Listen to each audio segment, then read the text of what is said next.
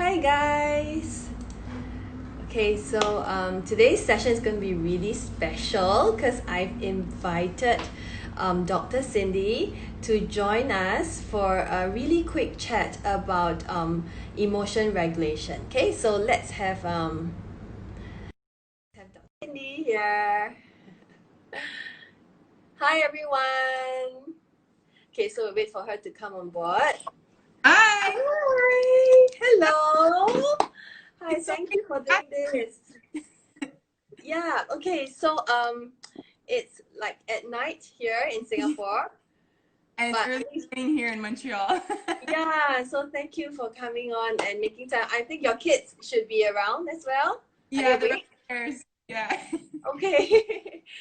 All right. So for those who just joined us, okay, Dr. Cindy is in Canada, and she's really on the other end of the world. But it doesn't mean that we're not able to share common topics. And I think I've been talking to Cindy a lot previously. So we talk about children, and she's a PhD in neuroscience, and really I'm an advocate of learning about children's development based on research rather than hearsay. So today, okay, we're going to talk about emotion regulation. If you don't mind, we jump straight in. Yes, I think it's good. Yeah. Okay, so this is a topic that many parents struggle with: how to teach their children to regulate their emotions. Yeah, you So want to tell us more? so I have 3 tips for you today. And I think before we begin, I just want to talk a little bit about the brain for 30 seconds so that we have something to picture or to visualize when I'm talking about what to do with our child. So when it comes to emotions, we have something deep inside our brain. We have the amygdala. And when a child is getting a feeling an emotion, they're activating that part of the brain. And then that part will talk to the frontal lobe, and it'll decide how to deal with this emotion and what to do. But that frontal lobe that's right here behind our forehead is not developed until way into our 20s. So imagine a 2 or 3-year-old that receives that sort of activation of anger. Now it's telling the frontal lobe, like, what do I do with this emotion? But it doesn't know what to do. So it just comes out as pure anger that is at a level that we sometimes don't understand as parents. And that's what an important thing to remember, because it's not something that's going to pass when it comes to emotion regulation, or when it comes to these emotional outbursts. It's not a phase, it's a skill. Emotion regulation is a skill.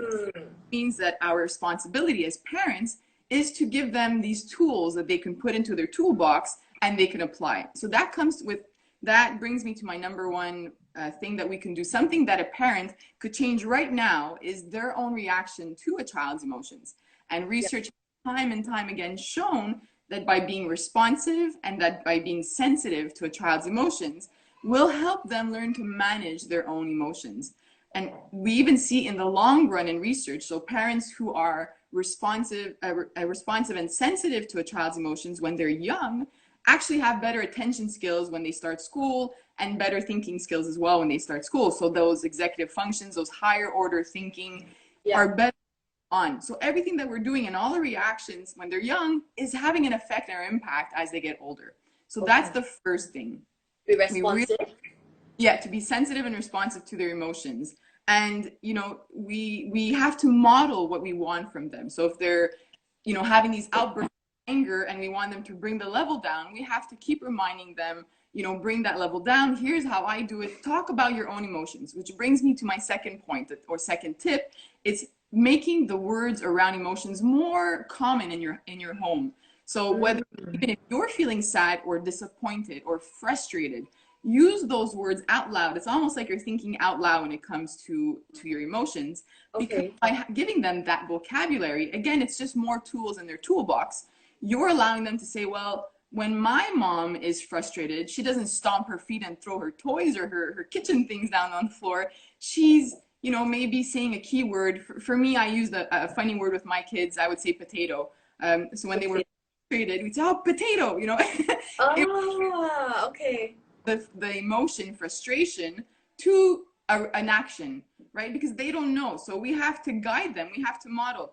If you're disappointed, kicking and screaming and crying is not going to solve the problem. But when I'm disappointed, you know, you can cry a little bit sometimes when you're disappointed. That's fine. You can maybe feel a little bit more, you know, down, but we don't kick and scream and cry, and we don't, you know, run away, or we discuss them. We talk about our emotions. So all these little things that we're doing is showing a child or their brain, oh, this is how you react when somebody has this emotion. Oh, that emotion I'm feeling now is not just sadness or anger or happiness. There are in-betweens. There's frustration, there's being disappointed. And even with my children, as young as 18 months, that language was around them so that they could associate those feelings with that emotion, that word, and then the action that they need to take when they feel that emotion.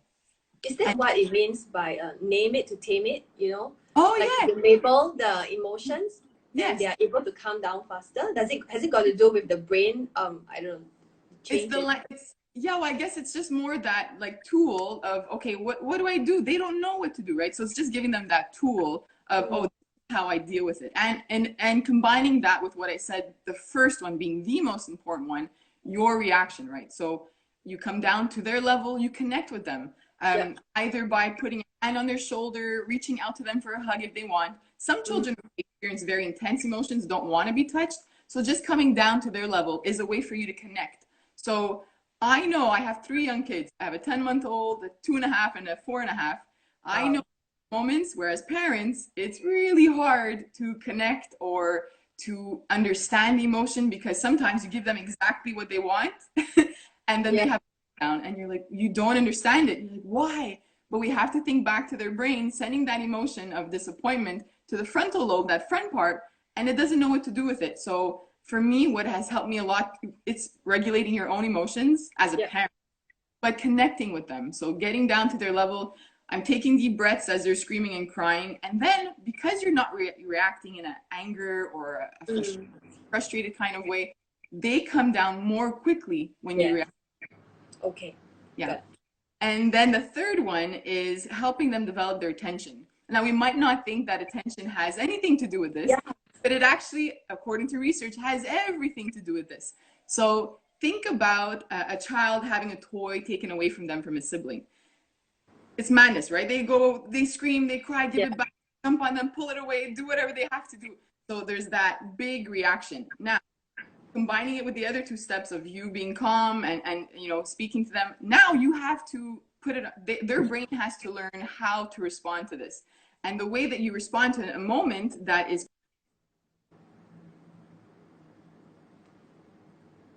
there's a lag. Is there a lag?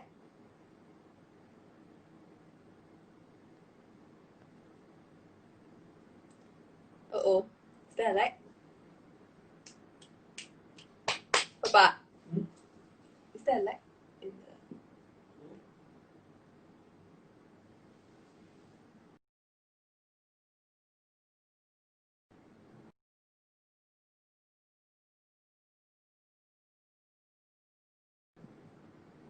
Oops, she gone. Hey, is there a lag in the video? Oh, okay. All right, guys. I think she got disconnected. Oops. We'll just wait. Okay, let's get Cindy to come on board. So what she shared about is when your child is feeling emotional. Okay, I'm going to invite her back in. Okay, hold on. Some technical difficulties here. All right. Okay, re-invite. Yes, I'm going to re-invite her now. Thank you for being patient, all of you. Okay, so sorry, my Instagram app just closed down. It decided it was done. Okay. We're not done for sure. Yeah, that's weird. Okay, so I was talking. Sorry? The third method that you wanted to. Yes. The third tip. So now the child who's had their toy removed away from them, their brain has to say, do I stay focused on the part that's upsetting me, or do I divert my attention to something else? Do I decide to place my attention on a different toy, or maybe I go see mommy or daddy? They have to do that on their own. And that is a complex thing for the brain to do, but it does develop over time. And again, through modeling. Now, think about reading a book let's say in a public area. When you're reading a book in a public area, you're focused on what you're reading. So your attention is focused on what you're doing. But two things have to happen for this. You also have to inhibit or forget about what's happening on the outside world around you, or else you'd be listening to all the conversations and all the voices, and you wouldn't be able to focus on what you're reading. So this is what a child has to do. They have to focus on something else that'll remove the emotion or the intensity from it and forget about what was upsetting them. So that's what we call selective attention and inhibition. There are ways that we can train a child to do this. I'm going to take 2 pens here. So you can take 2 toys, 2 cards, if you have like alphabet cards or color cards or animal cards, and you show them both of them. Now, the way to practice selective attention and inhibition is to say the opposite of what you see. So you give them 2 choices, pink pen and blue pen. But when I show you the pink pen, I want you to say blue pen. And when I show you the blue pen, I want you to say pink pen. So that way, you bring one up, you hide both behind your back, and you take whatever you want to show them, and they have to say as fast as they can, pink pen. And then you put it away, bring it back, pink pen, put it away, blue pen. That is focusing on the rule, which was the opposite, and forgetting about what you see. That is a way that you can practice selective attention and inhibition. And another good way is to practice what we call like not impulse, but delayed gratification. So, you know, there was a study a while ago. They had placed some cookies in front of a child. Yeah. And the child was not allowed to touch it. And if you didn't touch it for, I forget the amount of time, but 1 or 2 minutes, then you got 2 cookies. 2 cookies. Yes, exactly. I heard about that. There are little things that we can do with our children to help their brain develop the skill of delayed gratification. Okay. We all know that children want 375 snacks a day. They always seem to be hungry. And if you know you just fed them, they just ate, it's okay to try to say, not right now, you can wait a little bit. And, you know, you might get some resistance, you might get an emotional outburst, but teaching them, yes, sorry, somebody wrote the marshmallow experience. Yeah. So teaching them to wait a little bit, even with my kids, just because I have the research background, I do like putting that cookie there on their plate and doing a bit of that experiment. And if you don't touch it before supper, you can get another one after. It's just fun. Okay. But showing them to wait will also help diminish the emotional outbursts. But what if they don't want to wait? You know, like little kids, they're so impulsive, they cannot resist, and they just start eating. So how do we still continue doing it to teach them? Yes. So I have my oldest is my daughter, and then I have a son, and it was much easier to do with my daughter than my son. But my son now, he's almost 3, and he has learned so much in the past 6 months. And it's by doing it with little things. So you don't have to do it with a cookie, but mommy, can I have that toy? Yes, give mommy 1 minute. I'm just going to finish washing the dishes and I'll go get that toy for you.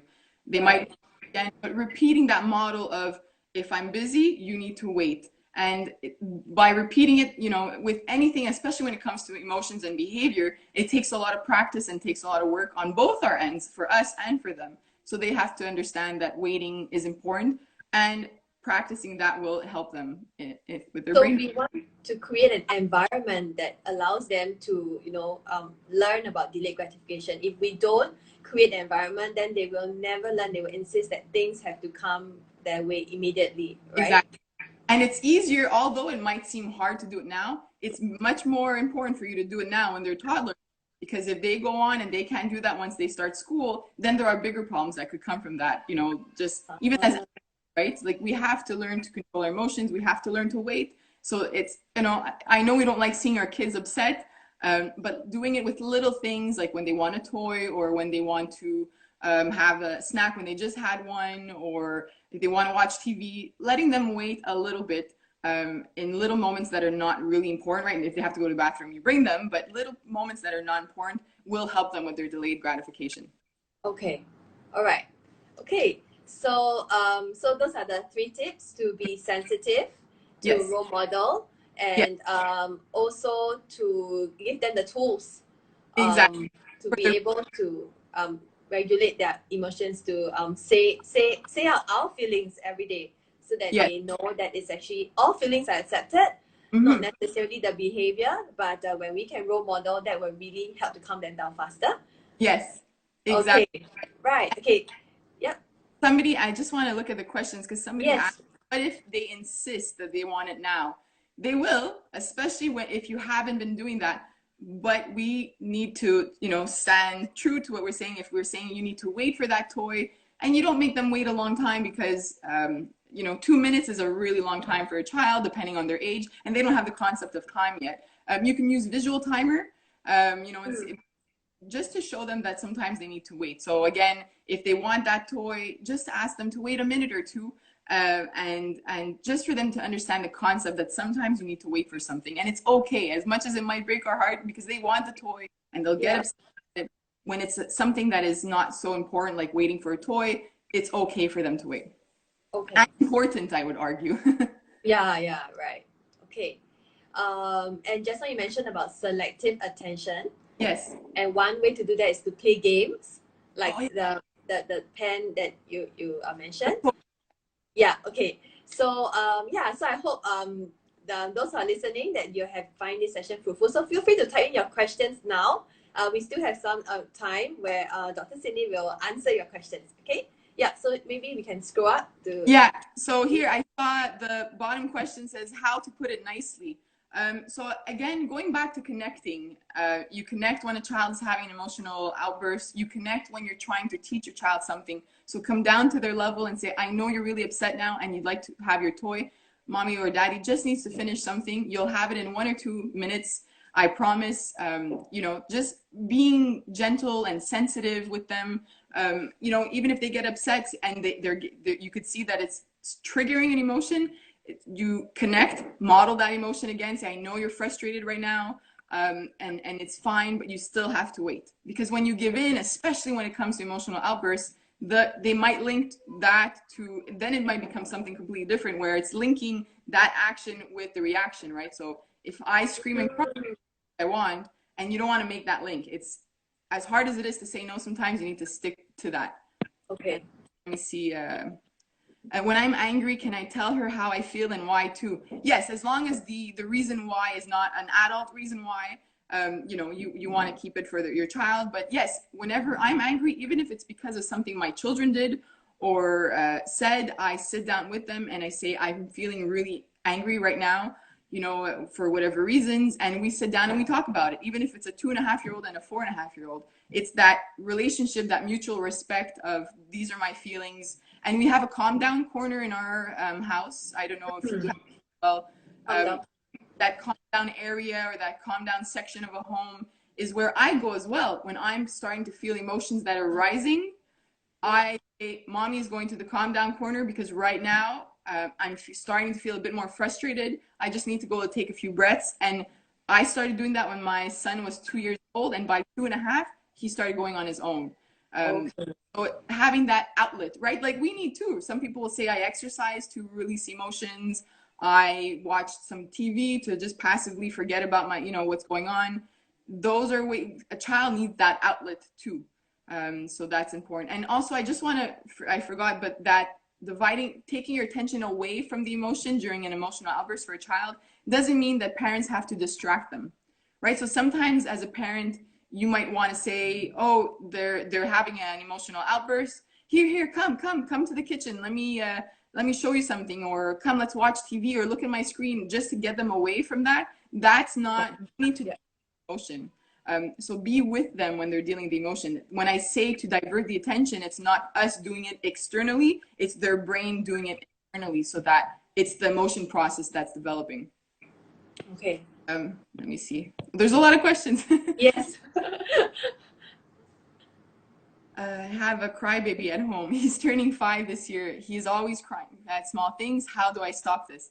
If I could be blunt, using certain terms like crybaby or tantrum, if you have that mentality with them, then it doesn't make us want to help them. And so I've stopped using the word tantrum in my home, because the more I saw it as an emotional outburst, I saw it as a teachable moment. So this is a moment to teach them something. Is he crying because he's really sad? There's usually a reason for it. We might not understand the reason, but in their brain and for them, there is a reason for this outburst or for crying. And there's a chart. If you go on Google and you type how big are my emotions, I might have it here. Yeah. Wait.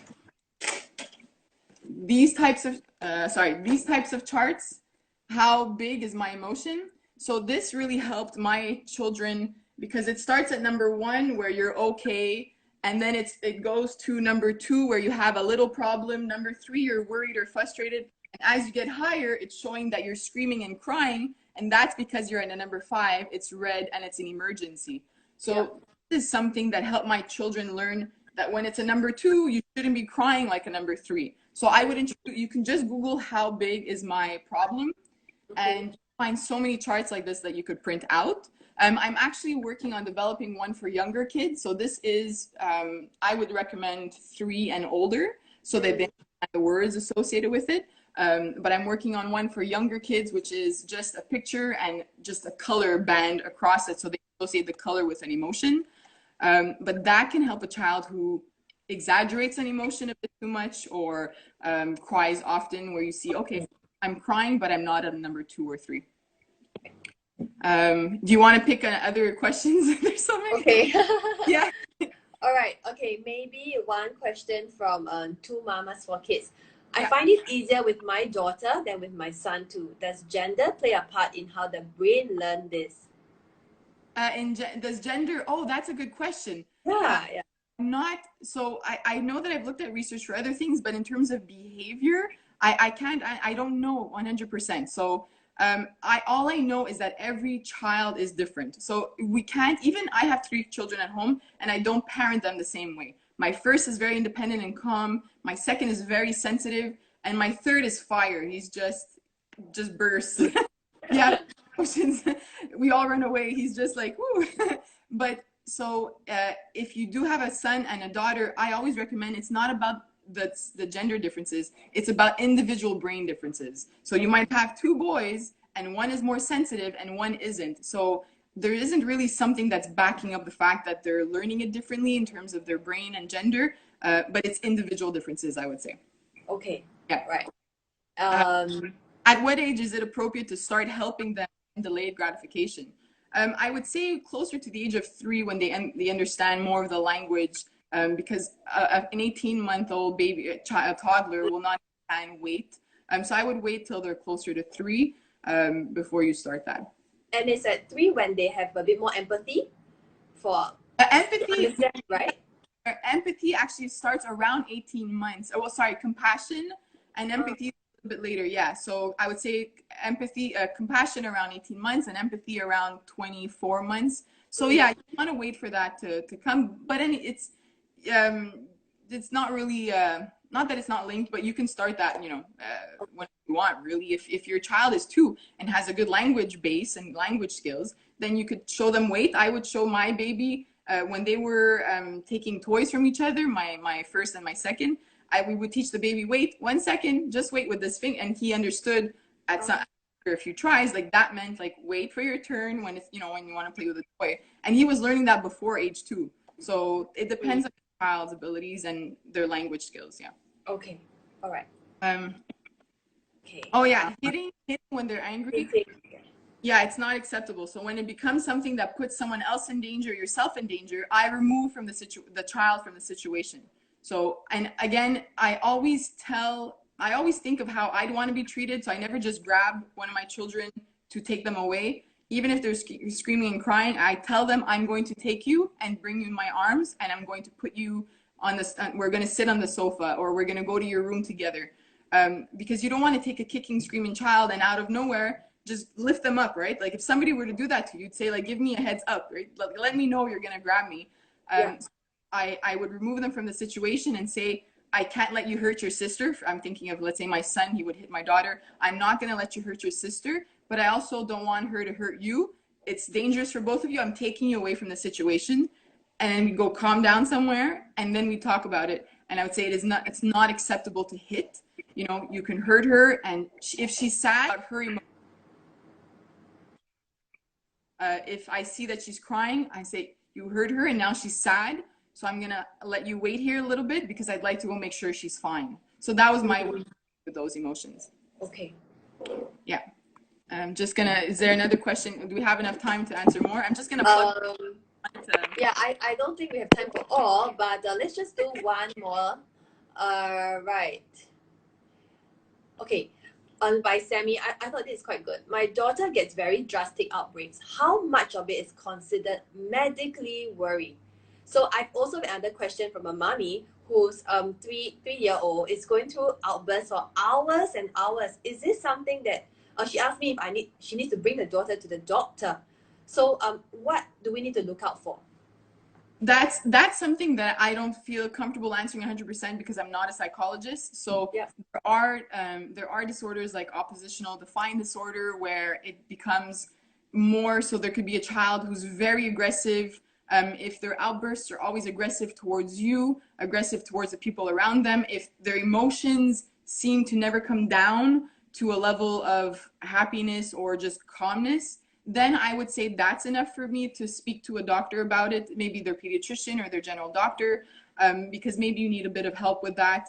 But besides that, if it's just happening many times a day, if it's, sometimes angry, sometimes sad, then this is just their normal development. And I know that it might be hard when it's like 10 times a day, but the more you practice your response to it, your reaction, calming yourself down, connecting, being sensitive, responsive, giving them those words, right, so that they know what the emotions are, and doing those little games that we show to help them develop skill, all of that together, a couple weeks down the line, you should be seeing decreases in their emotional outbursts. All right. Okay. So yes, yeah, I don't think we have time for so many questions, Okay, but they can yeah, please reach. I have no issues. Send me a DM. They can look for me at Curious Neuron on Instagram. We have a blog, curiousneuron.com, and we have an article called "The Science Behind Tantrums" on the main page, so they can read that for more information. And the second episode of my podcast, the Curious Neuron podcast, has information about tantrums. And then for the second part, we have a podcast episode together. I think it's episode 3 or 4. And the whole teaching your child how to play independently, it meshes well with teaching them how to be more focused on something, and doing that will help them a lot. So those are different ways that they can get more information. yeah. Okay. So it's good that they have access to you and your work. I think it's amazing how you can piece everything together using what you learned in your PhD in neuroscience, together with your experience as a mom of 3 young kids. Yeah, I think many of us can really relate to that. So thank you for being here. Yeah, have a good day ahead. Yeah. We are all going to sleep soon. Yeah. Thank you. Have a good day. Okay, right. Okay, guys. I'll see you again. Bye-bye.